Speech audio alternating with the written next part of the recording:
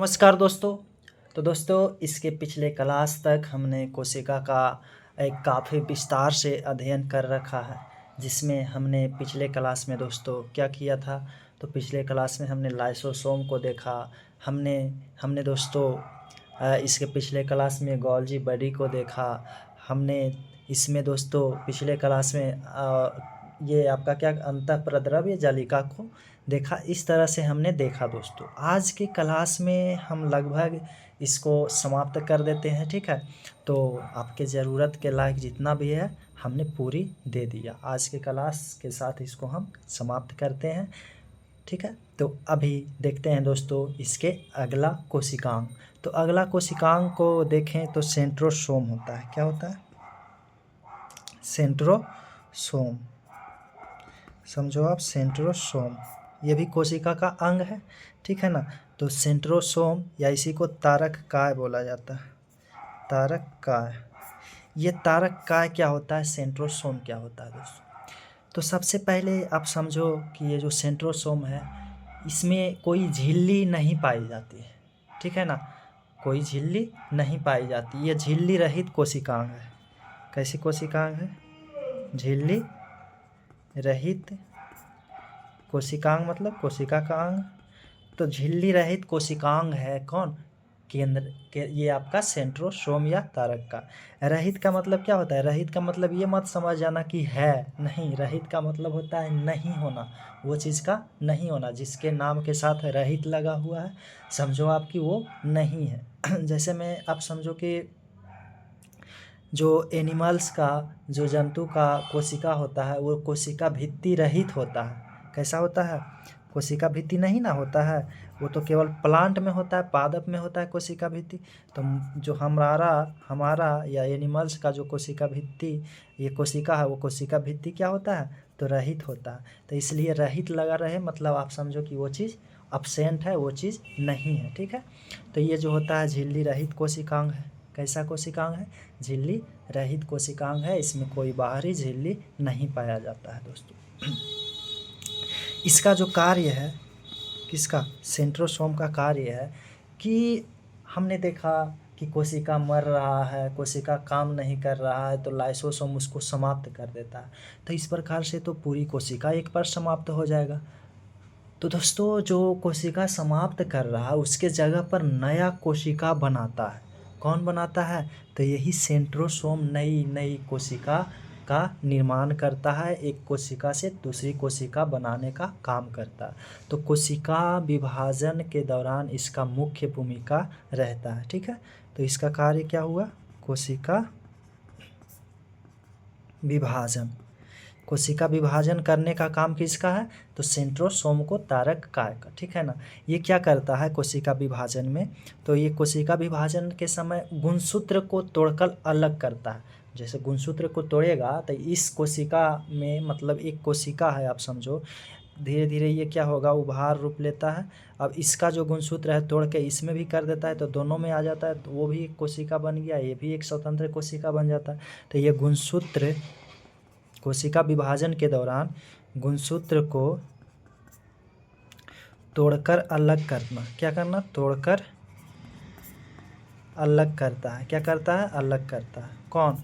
तो तोड़कर अलग करता है दोस्तों सेंट्रोसोम या तारक का, ठीक है। तो गुणसूत्र को तोड़कर कोशिका विभाजन के समय अलग करता है, अर्थात कोशिका विभाजन में मुख्य भूमिका इसी का होता है, ठीक है ना। तो ये आप याद रखना। इसकी जो खोज किया था, इसकी जो खोज करता है, खोज वो दोस्तों टी बोवेरी। किसने? टी बोवेरी ने किया था। टी बोवेरी ने सेंट्रोसोम तारकाय का खोज किया था। किसने दोस्तों? तो टी बोवेरी ने सेंट्रोसोम का खोज किया था, ठीक है। अब हम देखेंगे केंद्रक। ये सेंट्रोसोम आपका यहीं समाप्त हुआ, ठीक है ना। अब ज़्यादा हमको कोशिका विभाजन समझ, बस आप ये समझो कि कोशिका जो मरा उसके जगह पर नई कोशिका का निर्माण होता है। हमारा शरीर इतना बड़ा हुआ, जब जन्म लिए थे तो कितना थे हम? तो हमारे शरीर में लगातार क्या हो रहा है? कोशिका का विभाजन हो रहा है, जिससे हम क्या रहे? हमारे हाइट, हमारे लंबाई चौड़ाई सब कुछ बढ़ रहा है, ठीक है ना। तो ये कोशिका विभाजन के कारण। तो कोशिका विभाजन कौन करता है? सेंट्रोसोम ही करता है। कौन करता है दोस्तों? सेंट्रोसोम करता है, ठीक है। आप ये याद रख लेना कि हमारे शरीर में जो सबसे ज़्यादा कोशिका का विभाजन होता है लीवर में दोस्तों। कहाँ पर? तो लीवर में सबसे तेज़ी से कोशिका का विभाजन होता है। लीवर में कोशिका का विभाजन तेज़ी से होता है। क्या होता है? तेज़ी से होता है। अगर आपके लीवर में कोई चाकू घुसेड़ दे तो आप मतलब कि बहुत चांस है कि आप बच जाओगे, ठीक है ना।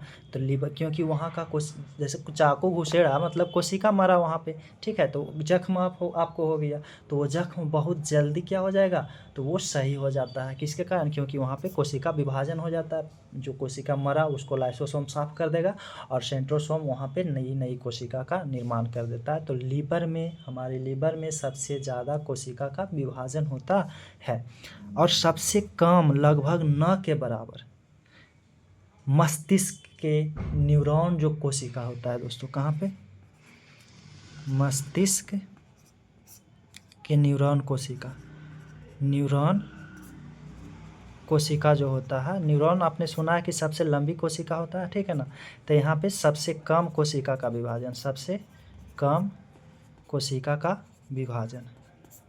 मतलब आप समझो, अगर आपसे क्वेश्चन पूछे, कभी कभी क्वेश्चन ऐसे आ जाता है कि वैसा कौन सा भाग है जहाँ जन्म के बाद कोशिका का विभाजन हुआ ही नहीं है, नई कोशिका नहीं बना, तो वो कौन हो जाएगा? मस्तिष्क के न्यूरॉन कोशिका। कौन सा? मस्तिष्क के न्यूरॉन कोशिका का विभाजन नहीं होता है, ठीक है ना, नहीं होता है। इसीलिए हमारे मस्तिष्क में जब चोट लगता है तो गहरी क्या होता है? दर्द होता है, क्योंकि वहाँ का या जख्म हो जाए तो फिर लगभग आप समझो कि नहीं चांस है कि मतलब कि आपको सही होगा, ठीक है। या आपको कोई मार दे लाठी से तो आप पागल या मर ही जाओगे, ठीक है ना। तो ये चांस रहता है। क्यों? क्योंकि वहाँ का कोशिका मरा है। तो अब वहाँ कोशिका नया विभाजन नहीं होता। विभाजन नहीं होगा तो कैसे काम चलेगा, आप बताओ। वहाँ कोशिका चाहिए ना जी। अगर दिमाग में कोशिका नहीं है तो कोशिका है तो वो मर गया, बाहरी चोट के कारण, किसी भी संक्रमण के कारण मरा है। तो अब समझो कि दिमाग में जो कोशिका था वो मरा। अब वो कोशिका क्या काम कर रहा था? तो कोशिका दोस्तों, आप समझो कि कोशिका क्या कर रहा था? कोशिका के माइटोकॉन्ड्रिया में ही क्या हो रहा था? भोजन का निर्माण, मतलब ऊर्जा का निर्माण। वो ऊर्जा दिमाग को, पूरा दिमाग में दौड़ता था। तो अब ऊर्जा ही नहीं दिमाग को मिलेगा तो क्या हम जीवित रह पाएंगे? नहीं रह पाएंगे, ठीक है ना। तो हमारे मस्तिष्क के न्यूरॉन कोशिका में जो होता है, कोशिका का विभाजन सबसे कम या न के बराबर होता है। ये चीज़ आप याद रखना, ठीक है। तो अब आगे देखते हैं। हमने सेंट्रोसोम देख लिया। सेंट्रोसोम तारक का, जिसका खोज किसने किया? टी बोवेरी ने किया। कोशिका रहित, झिल्ली रहित कोशिकांग है ये, मतलब इसमें कोई परत नहीं पाया जाता है, ठीक है। कोशिका विभाजन में इसका प्रमुख योगदान रहता है, ठीक है। गुणसूत्र को तोड़कर कोशिका विभाजन के समय ये दो भाग में बांट देता है, अलग अलग कर देता है, ठीक है। लीवर में कोशिका विभाजन सबसे तेज़ी से होता है, ठीक है। चाकू भी घुसेड़ दे कोई तो आप लीवर में मतलब कि समझना कि घुसड़वा लेना, ठीक है। तो ये सही हो जाएगा। तो ये रहा दोस्तों। आगे अब देखते हैं केंद्रक। क्या? केंद्रक, जो कि आखिरी है, ठीक है। आज आखिरी टॉपिक आपका कोशिका का क्या है? केंद्रक। केंद्रक, या इसी को बोला जाता है नाभिक। केंद्रक या नाभिक। सबसे पहले हम इसके एक संरचना बना दें, इसके बाद आपको बताएंगे, ठीक है ना। ये जो है इसकी संरचना है केंद्रक की, ठीक है। दोहरी झिल्ली है, एक झिल्ली अंदर एक बाहर आपको दिखाई दे रहा है। यहाँ पे छोटा छोटा छिद्र होता है। क्या होता है? छोटा छोटा छिद्र होता है। ये छिद्र जो होता है 10 से 50 नैनोमीटर, मतलब बहुत छोटा। नैनोमीटर जो होता है बहुत छोटा होता है। नैनोमीटर, इतना नैनोमीटर की दूरी पे मतलब होता है, इतना छिद्र होता है, ठीक है। तो ये नैनोमीटर इतना होता है कि मतलब हम तो पहले कोशिका को ही नहीं देख सकते हैं अपनी आँखों से, ठीक है। अपनी नंगी आँखों से, केवल आँख के सहारा से हम कोशिका को नहीं देख सकते। और उस कोशिका का एक अंग है ये, कौन? कोशिकांग। और उस कोशिकांग में एक छिद्र है, इसको हम कैसे देख सकते हैं? तो वही माइक्रोस्कोप के द्वारा, इलेक्ट्रॉनस्कोप के द्वारा, सूक्ष्मदर्शी के द्वारा देखा जाता है जूम करके, ठीक है। तो ये रहा दोस्तों, ये जो आपको दिखाई दे रहा है ये दोहरी टूटी हुई झिल्ली है। टूटी हुई है ना, यहाँ पे देखो टूटी हुई है, एक साथ थोड़ी ना मिली हुई है। तो दोहरी टूटी हुई झिल्ली होती है ये जो झिल्ली होती है प्रोटीन और वसा का बना होता है। प्रोटीन प्लस वसा, ये वसा या आप कह सकते हो क्या, लिपिड। जैसे इसी चीज़ से, यही सेम रासायनिक संगठन किसका था? तो यही से बना था प्लाज्मा झिल्ली या कोशिका झिल्ली। कोशिका झिल्ली भी तो प्रोटीन या किससे बनता है? लिपिड या वसा से बनता है, ठीक है। प्रोटीन और वसा, कोशिका झिल्ली। तो ठीक उसी प्रकार से ये भी बनता है, ठीक है। अब समझो, इसमें जो होता है कुछ इस प्रकार से संरचना पाया जाता है, ठीक है। इसमें एक लिक्विड पाया जाता है, द्रव पाया जाता है। ये जो द्रव है इसको बोला जाता है केंद्रक द्रव। क्या बोला जाता है? केंद्रक द्रव। और ये जो भीगी हुई संरचना होती है इसको बोला जाता है क्रोमैटिन धागा। क्रोमैटिन धागा दोस्तों। तो ये रहा आपको क्रोमैटिन धागा और केंद्रक द्रव, ठीक है। केंद्रक के अंदर भरी हुई द्रव जो है उसको केंद्रक द्रव कहा जाता है, ठीक है। क्रोमैटिन धागा हमने बता दिया, ये केंद्रक छिद्र है। केंद्रक का क्या है? छिद्र है। तो ये आप रखो, केंद्रक छिद्र जो हमने कहा कि कितना होता है, लगभग 10 से 50 नैनोमीटर जितना दूरी पे होता है, ठीक है। इसके अंदर एक और अंग पाया जाता है जिसको बोला जाता है केंद्रिका। ये जो है गोल जो संरचना है उसको केंद्रिका। केंद्रक के अंदर क्या पाया जाता है? तो केंद्रिका पाया जाता है, ठीक है। क्या पाया जाता है? केंद्रिका। तो ये तो हमने देखा दोस्तों इसका संरचना। अब इसका काम देखते हैं। पहले देखते हैं हम, क्या देखेंगे? क्रोमैटिन धागा क्या होता है, केंद्रक द्रव क्या होता है, ठीक है, केंद्रिका क्या है। ये आपका केंद्रक छिद्र तो हमने बता दिया कि ये छिद्र होता है जो कि इसके आपका इतना दूरी पे होता है, ठीक है। अब आप समझो बारी बारी से। सबसे पहले आप समझो कि केंद्रक, ठीक है। जो केंद्रक हेडलाइन हमने दे रखा कि केंद्रक होता क्या है या नाभिक होता क्या है। केंद्रक और केंद्रिका में अंतर है दोस्तों। केंद्रिका केंद्रक के अंदर पाया जाता है, ठीक है। तो केंद्रक जो होता है दोस्तों, इसको कोशिका का दिमाग कहा जाता है। मतलब कोशिका के अंदर जितना भी हमने अंग देखा ना, क्या क्या, माइटोकॉन्ड्रिया है, हमने गोल्गी बॉडी को देखा, हमने सेंट्रोसोम को देखा, लाइसोसोम है दोस्तों। तो ये सब जितना भी अंग है, सभी वैक्यूल्स को देखा हमने। किसको? रसधानी जिसको कहा जाता है, रसधानी। अगर हम नहीं बताए हैं तो आप लिख देना कहीं पे कि रसधानी। क्या? रसधानी। रसधानी जो कि क्या करता है? जल का संग्रह करता है, जल का संग्रह। तो इसमें एक और अंग पाया जाता है जिसको क्या बोला जाता है? रसधानी, जो कि जल को संग्रह करता है, ठीक है। तो ये जितना भी अंग है कोशिका के अंदर, जितना भी क्रिया चल रहा है, ठीक है ना, सब का नियंत्रण कौन करता है? तो यही केंद्रक या नाभिक करता है, ठीक है। तो ये केंद्रक जो है कोशिका का मुख्य भाग है। इसे कोशिका का नियंत्रण कर्ता कहा जाता है। ये क्या है? कोशिका का मुख्य भाग है। कोशिका का क्या है? मुख्य भाग है। इसे कोशिका का नियंत्रण कर्ता कहा जाता है। क्या कहा जाता है? तो नियंत्रण कर्ता कहा जाता है, ठीक है। तो ये आप रख देना कि कोशिका का मुख्य भाग है, कोशिका का नियंत्रण करता है, या कोशिका का दिमाग भी इसको कहा जाता है, ठीक है ना। क्या काम करेगा? ये दिमाग के काम करता है, ठीक है। इस पे दोस्तों ये बाहरी भाग में पाया जाता है राइबोसोम। क्या पाया जाता है?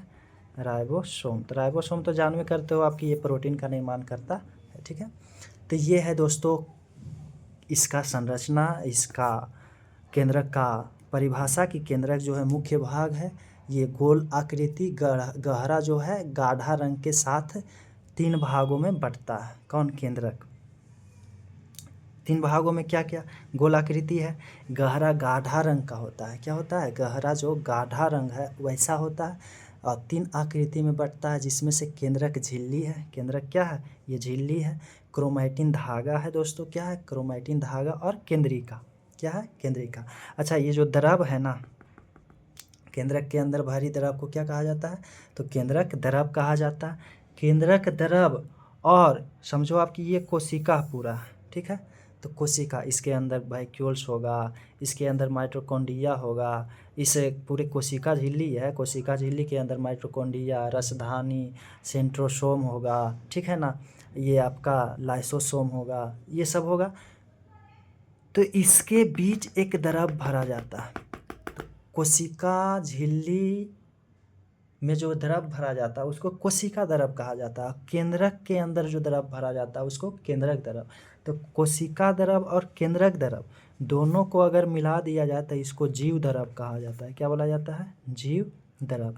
तो जीव द्रव कैसे बनता है? तो कोशिका द्रव और केंद्रिका द्रव मिला करके।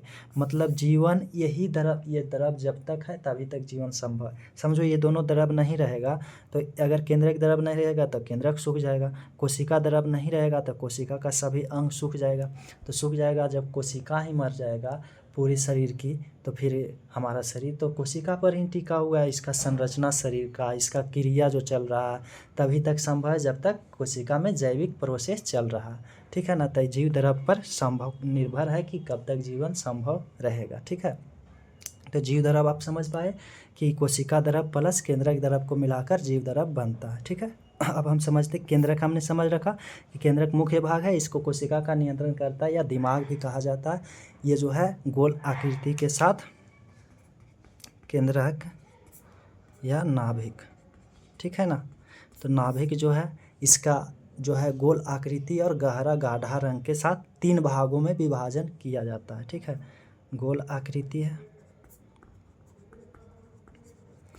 तथा गहरा गाढ़ा रंग। कैसा? गहरा गाढ़ा रंग या ब्राउन रंग, भूरा रंग होता है, ठीक है ना। ऐसा रंग होता है तो भूरा रंग होता है, ठीक है। गहरा गाढ़ा आप कहो इसको, ठीक है। रंग से कोई उतना लेना नहीं। ये इसको तीन भागों में समझा जा सकता है। तीन भागों में समझा जा सकता है, ठीक है। मतलब आप तीन भाग को इसको समझ लो तो इसको समझ पाओगे, ठीक है। पहला क्या? तो पहला केंद्रक झिल्ली। केंद्रक झिल्ली को हम देखेंगे, ठीक है। दूसरा हम देख लेंगे क्रोमैटिन धागा। क्रोमैटिन धागा जो था वो देख लेंगे। और तीसरा देख लेंगे दोस्तों केंद्रिका। इसी के साथ हम इस टॉपिक को वाइंड अप करेंगे, कोशिका को समाप्त करेंगे। तो हम देखते हैं पहला केंद्रक झिल्ली। केंद्रक झिल्ली, तो ये झिल्ली तो हमने बता रखा है कि केंद्रक झिल्ली यह जो है दोस्तों, जैसे कोशिका झिल्ली जिस चीज़ से बना रहता है, प्रोटीन और वसा, प्रोटीन और प्लस वसा, या इसी को लिपिड बोला जाता है, वसा को ही। तो प्रोटीन, वसा या लिपिड से बना होता है, ठीक है ना। तो ये ठीक कोशिका झिल्ली की तरह होता है, ठीक। इसके बीच के जो मतलब बीच में केंद्र छिद्र पाया जाता है। इस झिल्ली के बीच में देखा हमने इस प्रकार से जो झिल्ली था, यहाँ पे ऐसे था, फिर दूसरा झिल्ली इस प्रकार से जुड़ा हुआ था, ठीक है। तो बीच में जो केंद्रक छिद्र पाया जाता है, तो केंद्रक झिल्ली के बीच में केंद्रक छिद्र पाया जाता है। आप लिखो कि यह केंद्रक झिल्ली लिख के डैश तो लिखो, यह प्रोटीन और वसा से बनी होती है, ठीक है। ठीक उसी प्रकार से जैसे कोशिका झिल्ली बनी होती है, यह प्रोटीन और वसा से बनी होती है। ठीक उसी प्रकार से जैसे कोशिका झिल्ली बनी होती है, ठीक है। लिखना कि इस झिल्ली के बीच बीच में केंद्रक छिद्र पाया जाता है। इस झिल्ली के बीच बीच में केंद्रक छिद्र पाया जाता है जो 10 से 50 नैनोमीटर की दूरी पर होता है। कितना दूरी पे? 10 से 50 नैनोमीटर की दूरी पर होता है। तो ये रहा आपको दोस्तों केंद्रक झिल्ली। अब क्रोमैटिन धागा हम देखते हैं। क्या देखते हैं दोस्तों? क्रोमैटिन धागा, फिर केंद्रिका देख लेंगे, ठीक है। तो क्रोमैटिन धागा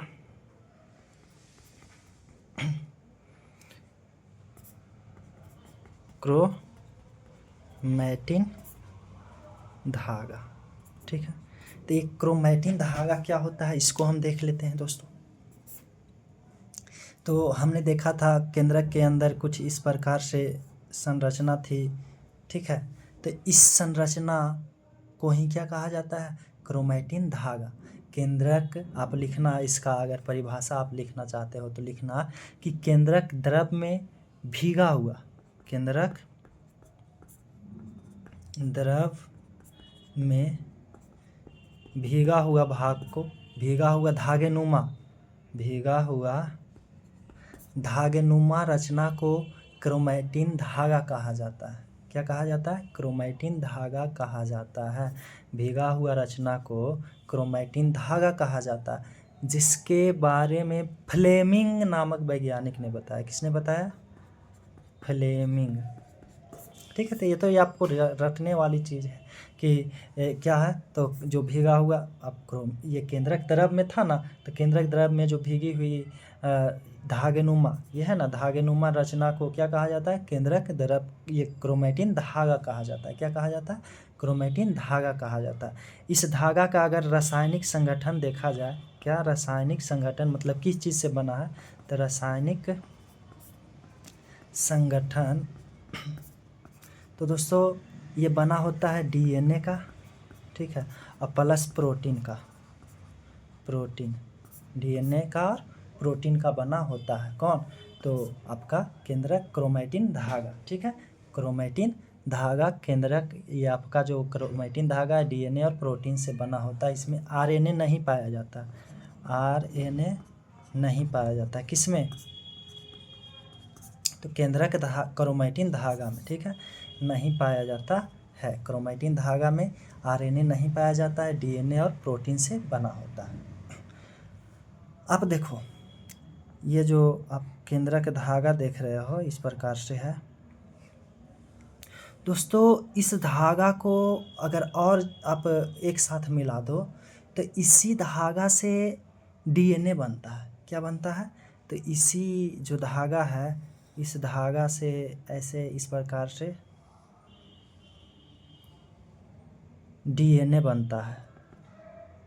ये लकीर आप खींच दो ऐसे, ठीक है ना, तो ये डीएनए बनता है। तो ये आपका क्या हो गया, डीएनए। ठीक है, डीएनए प्लस इसमें एक प्रोटीन पाया जाता है। हमने बताया केंद्रक धागा में क्या पाया जाता है, तो इसमें सॉरी, ये क्रोमैटिन धागा में क्या पाया जाता है, ये क्रोमैटिन धागा है ना, तो डीएनए और प्रोटीन पाया जाता है। तो डीएनए प्लस प्रोटीन, प्रोटीन का नाम है हिस्टोन प्रोटीन। कौन सा प्रोटीन, तो हिस्टोन प्रोटीन। ठीक है, तो ये जो है आपका डीएनए है, साथ साथ में इसमें क्या है, हिस्टोन प्रोटीन है। तो अगर इसको हम मिलाएंगे एक साथ केंद्रक धागा को, तो डीएनए का निर्माण होता है और साथ साथ में उसमें क्या रहता है, हिस्टोन प्रोटीन रहता है। यही हिस्टोन प्रोटीन जो है वो आनुवांशिक पदार्थ को एक जगह से, एक पीढ़ी से दूसरे पीढ़ी में लेकर जाता है। ठीक है, तो ये होता है। अब अगर ये डीएनए को एक साथ मिलाएं, डीएनए किससे बना है, क्रोमैटिन धागा से बना है, और डीएनए को एक साथ मिलाएं, कई डीएनए को एक साथ मिलाएं, तो डीएनए का जो संघनन होगा, संघनन मतलब मिला हुआ, डीएनए के जो मिलावट होगा उससे जो बनेगा वो दोस्तों कुछ इस प्रकार से संरचना बनता है। ये आप देखो है ना, यहाँ पे तो ऐसे बनता है। इस संरचना को कहा जाता है दोस्तों, गुणसूत्र कहा जाता है। क्या कहा जाता है, तो इसको क्या बोला जाता है दोस्तों, क्रोमोसोम या गुणसूत्र। आप देख पा रहे हो कैसे गुणसूत्र बनता है, क्रोमोसोम या इसी को बोला जाता है गुणसूत्र। ठीक है, तो हमने क्या कहा, हमने कहा कोशिका के अंदर केंद्रक पाया जाता है, कोशिका का ही एक भाग केंद्रक है। उस केंद्रक में क्रोमैटिन धागा पाया जाता है जो केंद्रक द्रव में भीगी हुई रहती है, धागेनुमा संरचना रहता है। इस क्रोमैटिन धागा ये जो है ये डीएनए प्लस प्रोटीन से बनता है। अगर इसको मिलाया जाए तो प्रोटीन में कौन सा प्रोटीन, हिस्टोन प्रोटीन, जिसमें अनुवांशिक पदार्थ रहता है, प्लस डीएनए। ठीक है, अगर इस डीएनए को मिलाया जाए तो डीएनए का जो संघनन रूप है वो क्या बनेगा, तो वो बनेगा आपका क्रोमोसोम या गुणसूत्र दोस्तों। क्या बनेगा, क्रोमोसोम या गुणसूत्र। तो आपने देखा कि कैसे हमने गुणसूत्र का सफ़र किया। तो पहले आपका क्या है, तो पहले आपका क्रोमैटिन धागा है, क्रोमैटिन धागा से डीएनए है, डीएनए से गुणसूत्र दोस्तों। कहने का मतलब क्या हुआ, कहने का मतलब हुआ कि केंद्रक, ठीक है ना, केंद्रक के ही अंदर पाया जाता है ना क्रोमैटिन धागा। तो इस क्रोमैटिन धागा से क्या बनता है, आप समझ पा रहे हो। हमने कहा ये केंद्रक है, केंद्रक में गुणसूत्र है, उल्टा आप सोचो, गुणसूत्र है, यहाँ से हम लेके जा रहे हैं, केंद्रक में क्या है, गुणसूत्र है।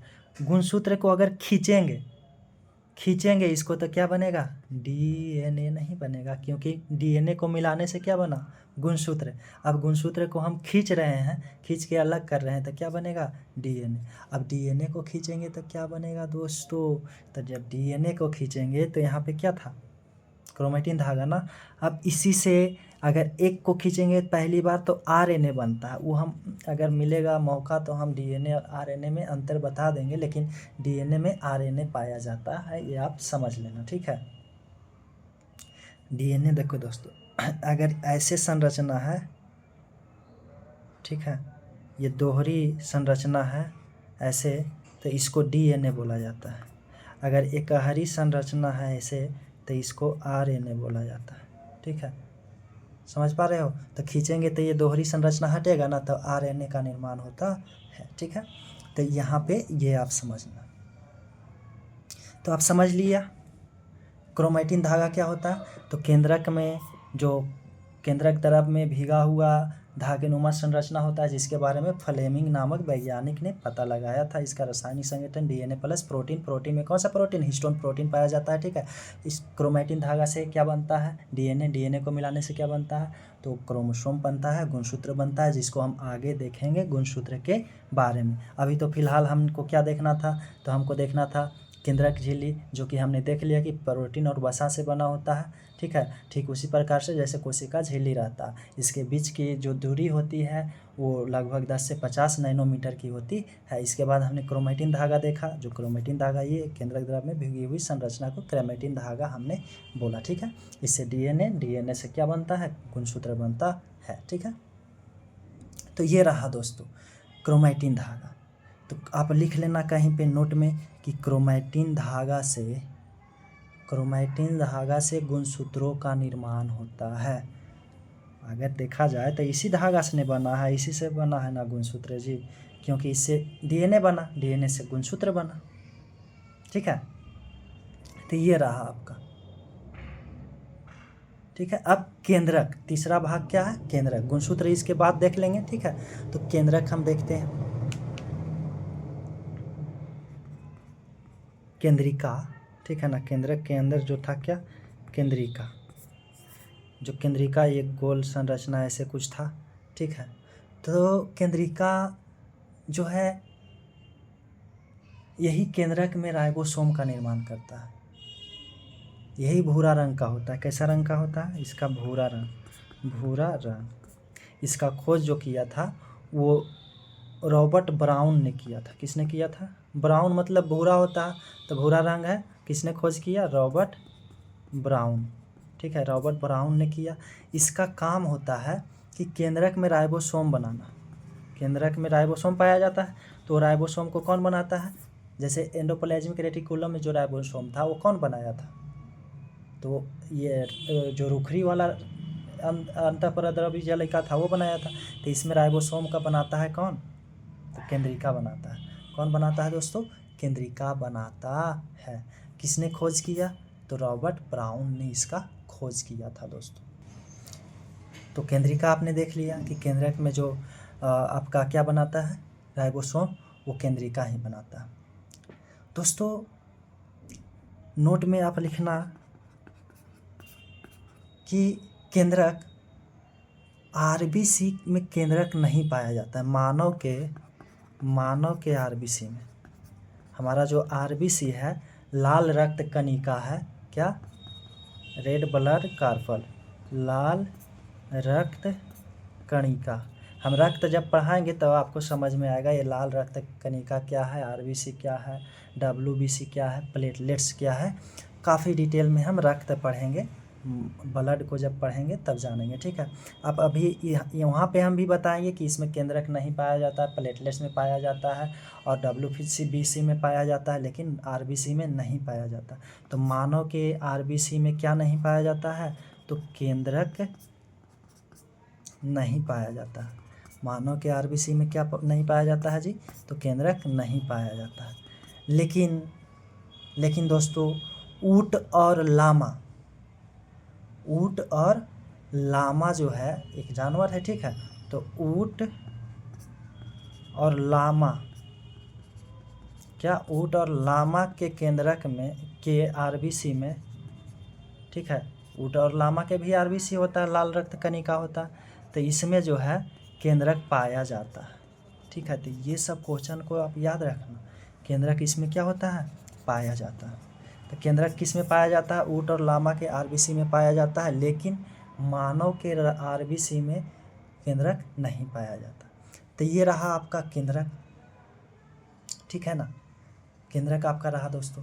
अब हम देखते हैं जो गुणसूत्र हमने बनाया किससे, तो क्रोमैटिन धागा से जो हमने गुणसूत्र बनाया उसके बारे में थोड़ी जानकारी लेते हैं, फिर इस चैप्टर को हम क्या करते हैं, समाप्त करते हैं। फिर अगला चैप्टर चालू होगा हमारी कोशिका के बाद ऊतक, ठीक है। उससे पहले हम कुछ 2-3 क्लास हम 4 क्लास देख लेंगे, किस पे, मतलब कि 2-4-5 क्लास जो भी हो हम देख लेंगे, हिस्ट्री का साथ साथ लेकर चलेंगे, ठीक है ना। हिस्ट्री का मतलब मध्यकालीन इतिहास हम देखेंगे, मुस्लिम से संबंधित, ठीक है, तो वो देखेंगे, मुस्लिम शासक से संबंधित, ठीक है। तो अभी हम गुणसूत्र देखते हैं, क्या देखते हैं, गुणसूत्र, ठीक है। गुणसूत्र दोस्तों, क्रोमो CHROMOSOME, आप हिंदी में भी लिख सकते हो क्रोमोसोम या गुणसूत्र, ठीक है। तो क्रोमोसोम या गुणसूत्र, इसकी हमने संरचना आपको बता रखा कि इसकी जो संरचना होता है वो कुछ इस प्रकार से होता है, ठीक है। ये आप बना लोगे, हमें उम्मीद है कि आप बना ही लोगे, ठीक है ना।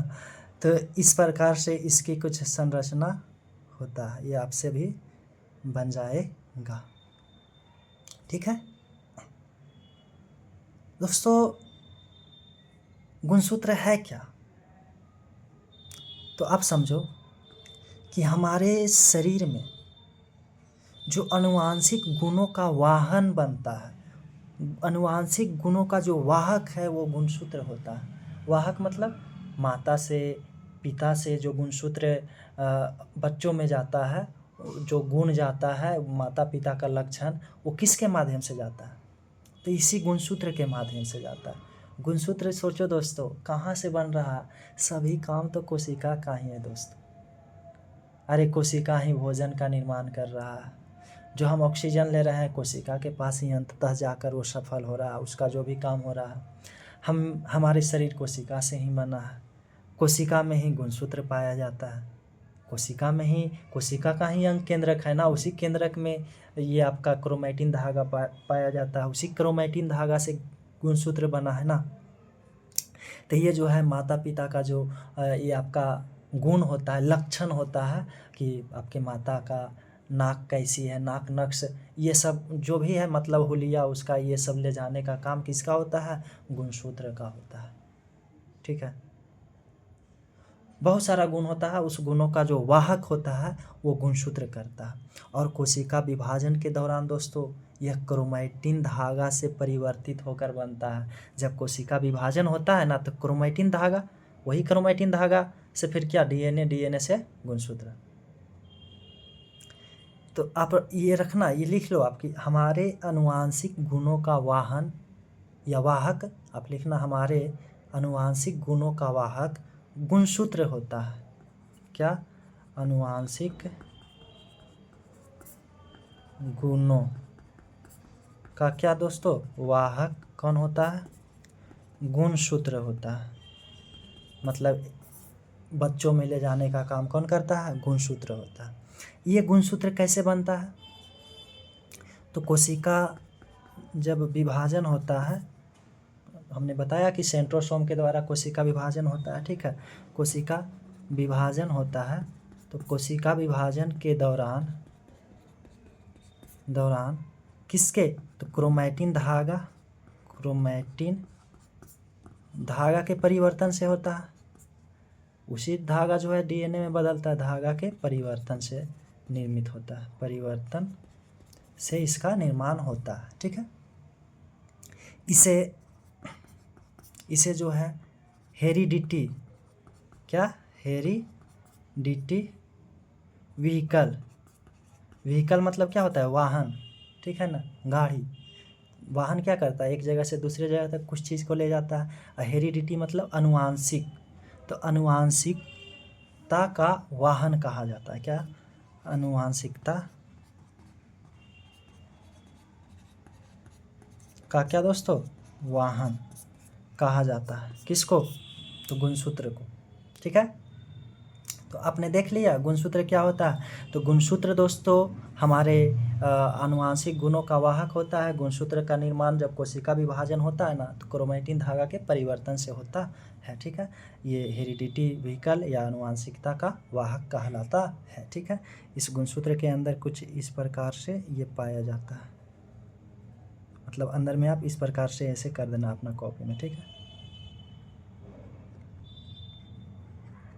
ये संरचना इसका होता है। ये दोस्तों है, यहाँ पे ये शीर्ष पे ऐसे रहता है, ठीक है।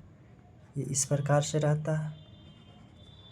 आप समझो कि ये जो दोस्तों होता है, इसको क्रोमैटिड कहा जाता है। क्या कहा जाता है? ये जो है क्रोमैटिड, ठीक है, क्रोमैटिड, ठीक है। इस प्रकार से ये भी क्या हो जाएगा? क्रोमैटिड। तो 2 क्रोमैटिड हो जाएगा। एक तो ये पूरा हो गया और एक ये, तो 2 क्रोमैटिड होता है, जिससे सिस्टर क्रोमैटिड भी कहा जाता है। ये दोनों को क्या कहा जाता है? Sister chromatid. क्या? Sister chromatid. 2 क्रोमैटिड को क्या कहा जाता है दोस्तों? तो सिस्टर क्रोमैटिड।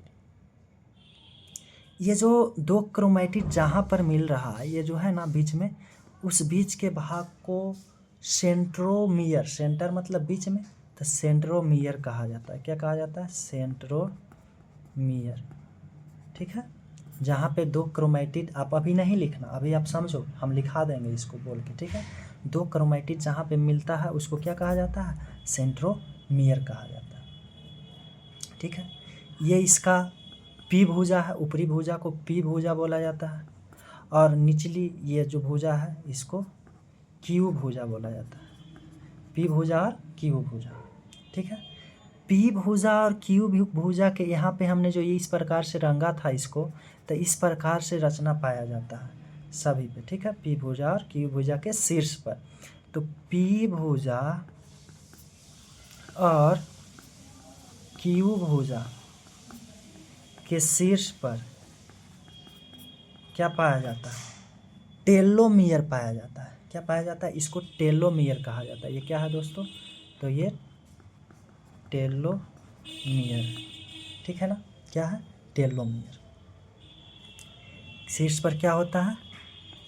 टेलोमियर होता है।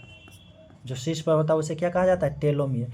इसी टेलोमियर के माध्यम से एज का निर्धारण किया जाता है। आपका कितना एज हुआ है, इसी टेलोमियर के माध्यम से निर्धारण किया जाता है। एज का, आपका आयु का निर्धारण, वायु नहीं आयु, एज का निर्धारण, ठीक है। किसके माध्यम से? तो टेलोमियर के माध्यम से। ज़रूरी नहीं है कि जो एग्ज़ाम में आएगा उसी क्वेश्चन को हम पढ़ें केवल, ठीक है ना। अगर वैसा पढ़ना रहता तो 2 क्लास में ही कोशिका निपट जाता। हमें कुछ सीखना भी है, ठीक है। तो हमारे एज का, आयु का निर्धारण भी किया जा सकता है। किसके माध्यम से? तो क्रोमोसोम के ऊपर जो क्या पाया जाता है? टेलोमियर, उस टेलोमियर के माध्यम से एज का निर्धारण किया जा सकता है। अब सोचो, आप अभी जन्म भी नहीं लिया, अभी तभी से तो ये क्या है, ये माता के अगर है तो उसमें अंडा है, पिता के क्या है, शुक्राणु है, तो उसमें ये पाया जाता है क्रोमोसोम। तो क्रोमोसोम उस समय से ही आप, तुम्हारा शरीर बना नहीं उसी समय से है, तो इससे तो मतलब कि अब तक भी ये रहेगा, तो इससे निर्धारण किया जा ही सकता है। ठीक है, इस पे क्या पाया जाता है, टेलोमियर, जिससे क्या किया जाता है, आयु का निर्धारण किया जाता है। इसके जो बाहरी संरचना है, ये बाहरी है ना, बाहरी संरचना इतना आपको नहीं जानना है, बट हम बता देते हैं। इस बाहरी संरचना को पॉलिकल कहा जाता है। ये सब टेक्निकल है, ठीक है ना, थोड़ा तो आपको नॉलेज रहे इसलिए हम बता। बाहरी संरचना को, क्रोमोसोम के बाहरी संरचना को पॉलिकल कहा जाता है। और जो आंतरिक ये है ना, ये आंतरिक संरचना को मैट्रिक्स कहा जाता है। क्या कहा जाता है, मैट्रिक्स। ये मैट्रिक्स जो है यही बना होता है डीएनए और प्रोटीन का। कौन सा प्रोटीन, हिस्टोन प्रोटीन का। तो अब आप लिख सकते हो, क्या लिख सकते हो, तो आप लिखना, लिखो आप कि एक गुणसूत्र है, ठीक है, एक गुणसूत्र में कितना क्रोमैटिड है, तो एक ये है और एक ये। तो आप लिखना, एक गुणसूत्र में 2 क्रोमैटिड होते हैं, जिसे सिस्टर क्रोमैटिड भी कहा जाता है। क्या कहा जाता है, सिस्टर क्रोमैटिड कहा जाता है। ठीक है, ये हो गया। अब रोक के लिख लेना। अगला लिखना, दूसरा पॉइंट, जहाँ पर 2 क्रोमैटिड मिलता है उसको क्या कहा जाता है, ये वाला भाग जहाँ पे 2 मिल रहा है, एक ये और एक ये। तो जहाँ पर 2 क्रोमैटिड मिलता है उसे सेंट्रोमियर कहा जाता है। क्या कहा जाता है, सेंट्रोमियर कहा जाता है। ठीक है, आगे लिखना, गुणसूत्र के बाह्य संरचना को क्या कहा जाता है, ये बाह्य जो संरचना है इसको क्या कहा जाता है, पॉलिकल कहा जाता है। ठीक है, और आंतरिक संरचना को मैट्रिक्स कहा जाता है, जो कि डीएनए और हिस्टोन प्रोटीन से मिलकर बनता है। गुणसूत्र के बाहरी संरचना को क्या कहा जाता है, पॉलिकल कहा जाता है, तथा आंतरिक संरचना मैट्रिक्स होता है, जो कि किससे बना होता है, डीएनए और हिस्टोन प्रोटीन से मिलकर बना होता है। 5वां पॉइंट लिखना, ऊपर की भुजा P और नीचे की भुजा Q कहलाती है, और इस भुजा के शीर्ष पर टीलोमियर पाए जाते हैं। क्या पाया जाता है, टेलोमियर या टीलोमियर, टीलोमियर पाए जाते हैं, और इन्हीं से उम्र का निर्धारण होता है। क्या होता है, इन्हीं से उम्र का निर्धारण होता है। ठीक है, तो यह रहा दोस्तों गुणसूत्र। प्रत्येक प्रजाति में गुणसूत्रों की संख्या समान होती है, मतलब मनुष्य में जितना है मनुष्य प्रजाति में समान ही रहेगा। ठीक है, कुछ अलग हो जाता है तो उससे अलग अलग प्रकार के बीमारी होता है। ठीक है, अब हमने क्या देख लिया, ये देख लिया गुणसूत्र। गुणसूत्र में हमने कहा कि 2 क्रोमैटिड होता है, ये जो है क्रोमैटिड है। इस क्रोमैटिड में P, ऊपर वाला भुजा P और नीचे वाला भुजा Q। इस भुजा के शीर्ष पे जो है उसको कहा जाता है टीलोमियर। इस टीलोमियर से एज का निर्धारण होता है। जहाँ पे 2 क्रोमैटिड मिलता है उसको क्या कहा जाता है, तो उसको सेंट्रोमियर कहा जाता है। ठीक है, आंतरिक भाग को मैट्रिक्स और बाहरी भाग को पॉलिकल। मैट्रिक्स जो होता है डीएनए और किससे, हिस्टोन प्रोटीन से मिलकर बनता है। कितनी ज़बरदस्त तरीक़ा से हमने इतनी जटिल टॉपिक को बताया है, सोचो आप। ठीक है ना, तो आगे अब देखते हैं। अब देखते हैं गुणसूत्र जो है मनुष्य में, मानव में गुणसूत्र, प्रत्येक प्रजाति में समान गुणसूत्र होता है, तो मानव में कितना गुणसूत्र होता है, तो मानव में दोस्तों अगर संख्या में देखा जाए तो 46, और जोड़ी में 23 जोड़ी होता है। कितनी जोड़ी है, 23 जोड़ी, और संख्या में कितना हो जाएगा, 46। ठीक है, अगर इस 23 जोड़ी में दोस्तों 22 जोड़ी जो होता है, कितना जोड़ी, 22 जोड़ी, 23 जोड़ी में 22 जोड़ी जो गुणसूत्र होता है, इसको कहा जाता है ऑटोसोम। क्या कहा जाता है? ऑटोसोम। इस 22 जोड़ी को मतलब 44 को जो है उसको ऑटोसोम कहा जाता है। और जो अंतिम जोड़ी है 23वां जोड़ी, 23वीं जोड़ी, तो संख्या कितना हो जाएगा? 2। और ये 22 जोड़ी मतलब 44 गुणसूत्र और ये 2। ठीक है ना। 23वां जोड़ी को अल्लोसोम कहा जाता है। क्या कहा जाता है? अल्लोसोम। या इसको सेक्स क्रोमोसोम। क्या आप लिख सकते हो ऐसे? Sex chromosome. ये 2 जो होता है ना, ये सेक्स क्रोमोसोम है। क्या है? Sex chromosome. अल्लोसोम जो है 23वीं जोड़ी, उसको सेक्स क्रोमोसोम कहा जाता है। सेक्स क्रोमोसोम का मतलब क्या हुआ? इसी एक जोड़ी से, 2 जोड़ी नहीं है, एक जोड़ी। जोड़ी में कितना है? एक ही है ना। 23वां जोड़ी मतलब एक जोड़ी, तो 2 गो हो जाएगा। इसी सेक्स क्रोमोसोम से आने वाला जो बच्चा है वो क्या होगा, उसका निर्धारण, या जिसमें हम चेक कर रहे हैं वो क्या है, उसका निर्धारण किया जाता है सेक्स का, कि लड़का है या लड़की है। ठीक है। तो इससे जो होता है सेक्स का निर्धारण या लिंग निर्धारण आप कह सकते हो, लिंग निर्धारण होता है। और इससे जो होता है ना दोस्त, ऑटोसोम से, इससे शरीर का निर्माण होता है। शरीर का निर्माण, शरीर के निर्माण में मतलब ये मैसेज देता है, ये बताता है, सूचना देता है कि 2 कान होनी चाहिए, एक नाक में 2 छिद्र होनी चाहिए, 2 आँख गोल गोल गट्टर जैसन होनी चाहिए, दांत होनी चाहिए। ये दांत के ऊपरी जबड़ा निचली जबड़ा दोनों चिपका हुआ नहीं, खोलनी चाहिए। तो ये चिपका हुआ रहेगा स्टार्टिंग में, तो कहेगा लाइसोसोम से तुम इसको एपोप्टोसिस के द्वारा मारो और अलग करो। ठीक है ना। तो ये सूचना देता है कौन? ये 22 जोड़ी जो है ऑटोसोम। ठीक है। तो आपने समझा कि मनुष्य में 23 जोड़ी अर्थात 46 क्रोमोसोम पाया जाता है, जिसमें से 22 जोड़ी अर्थात 44 जो होता है ऑटोसोम होता है, जो कि शरीर के निर्माण की सूचना देता है। और 23वीं अर्थात अंतिम जोड़ी अर्थात 2 क्रोमोसोम ऑलोसोम होता है, जो सेक्स क्रोमोसोम होता है, लिंग निर्धारण में ये सहायक होता है। अब कैसे होता है लिंग निर्धारण, उसको जरा देखते हैं। तो आपने क्या देखा? मानव में दोस्तों 2 मानव है। एक तो है आपका पुरुष अर्थात मेल, और दूसरा महिला अर्थात फीमेल।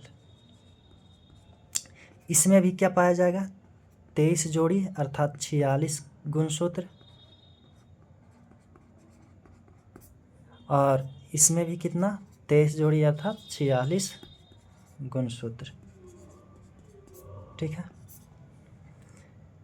इसमें 23 जोड़ी में से आप समझो ये पुरुष है, 46 गुणसूत्र है। इस 23 जोड़ी में से 22 जोड़ी यानी 44 गुणसूत्र, 22 जोड़ी आप लिख देना यहाँ पे, जोड़ी अर्थात 44 गुणसूत्र जो होगा वो क्या होगा? ऑटोसोम होगा। और 2 जो होगा, एक जोड़ी अर्थात 2 गुणसूत्र, ये क्या होगा? तो अल्लोसोम होगा।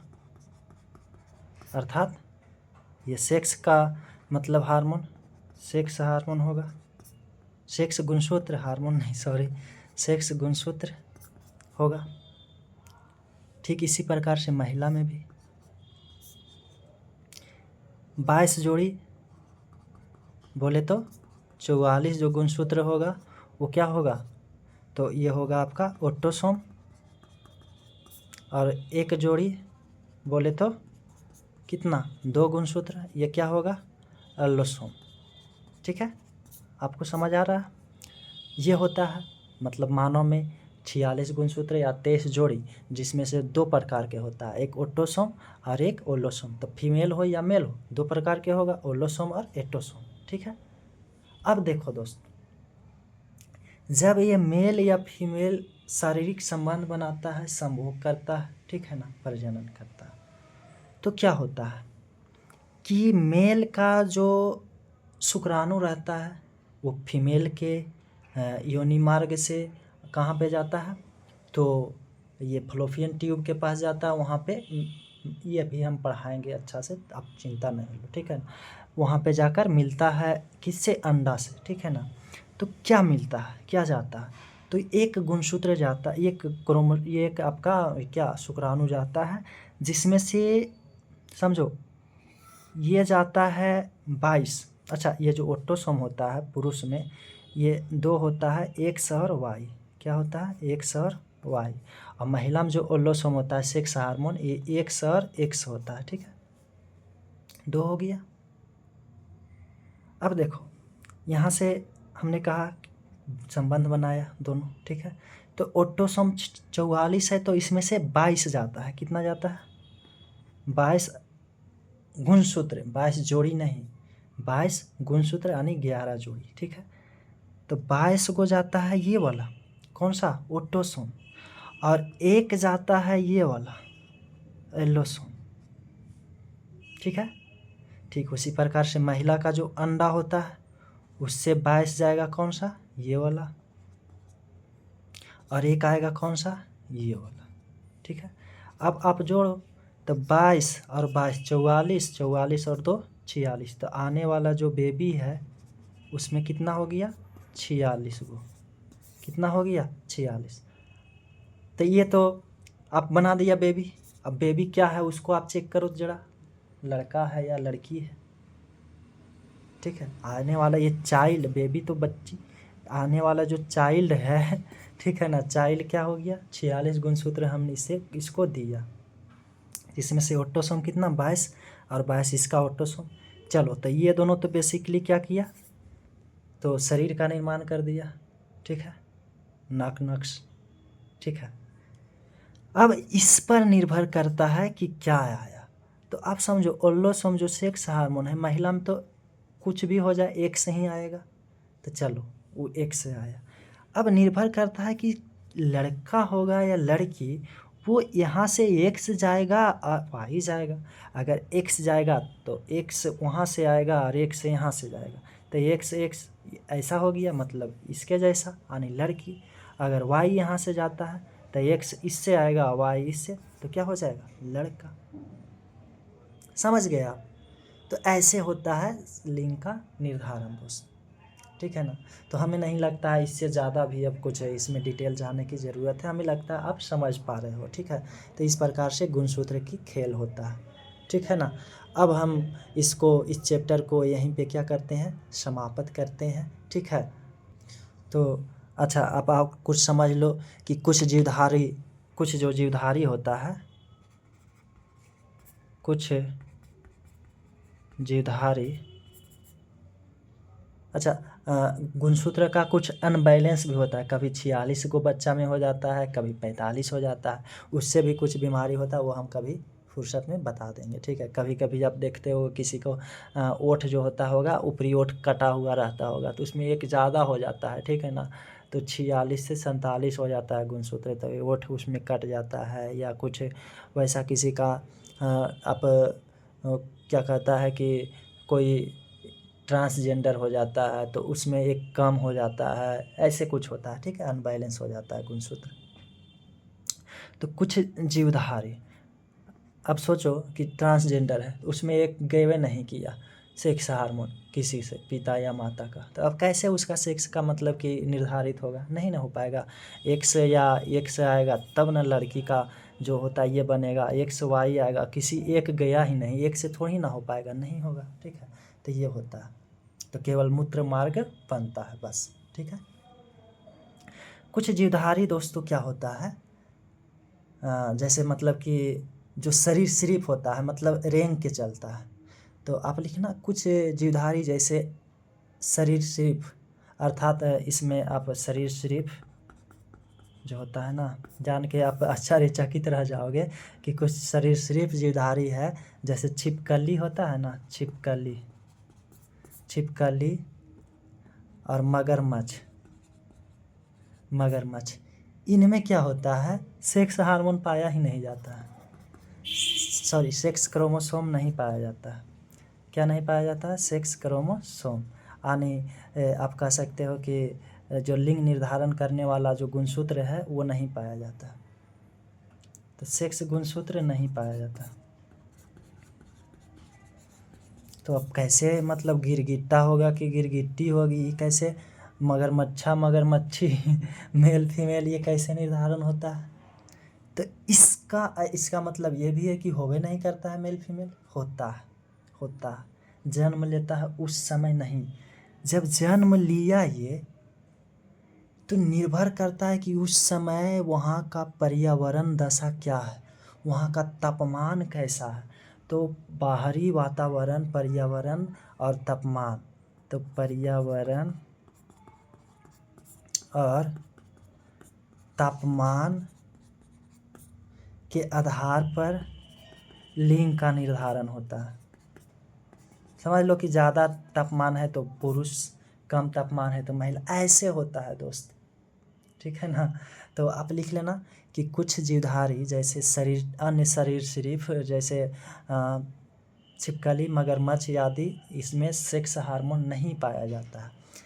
इसमें लिंग का निर्धारण पर्यावरणीय दशा और तापमान के आधार पर होता है, ठीक है। और एक बात आप नोट में याद कर लेना कि इस दुनिया में सबसे अधिक गुणसूत्र किस में पाया, अलग अलग जीवधारी में तो इसकी संख्या अलग अलग होता है, ठीक है ना। तो सबसे ज़्यादा किस में पाया जाता है गुणसूत्र? तो सबसे ज़्यादा जो गुणसूत्र पाया जाता है उसका नाम है औलाकांथा। क्या? औलाकांथा एक जीव है, ठीक है। तो औलाकांथा नामक एक जीवधारी है जिसमें 1600 गुणसूत्र पाया जाता है। कितना गुणसूत्र हमारे अंदर? 46, ठीक है। तो 1600 गुणसूत्र पाया जाता है। तो सबसे ज़्यादा किस में? औलाकांथा। और सबसे कम, सबसे क्या? कम गुणसूत्र जो पाया जाता है वो पाया जाता है एस्केरस मेगलोस्फेरस, मेगलोस्फेरस, ठीक है। एस्केरस मेगलोस्फेरस में, किसमें? स्फेलस, स्केरस मेगलोस्फेरस। इसमें कितना? एक जोड़ी गुणसूत्र पाया जाता है, मतलब 2 गुणसूत्र। कितना? 2 गुणसूत्र पाया जाता है। तो दोस्त यहाँ तक आज की क्लास को समाप्त करते हैं। अब इसी के साथ जो है आपका समाप्त होता है क्या? कोशिका नामक चैप्टर, ठीक है। इसको हमने काफ़ी ज़बरदस्त तरीक़ा से बता रखा। अब इसमें रिवीजन कुछ कराने की ज़रूरत हमें नहीं लगता है कि वैसा कुछ है, ठीक है। तो आज के लिए इतना ही। जय हिंद दोस्तों।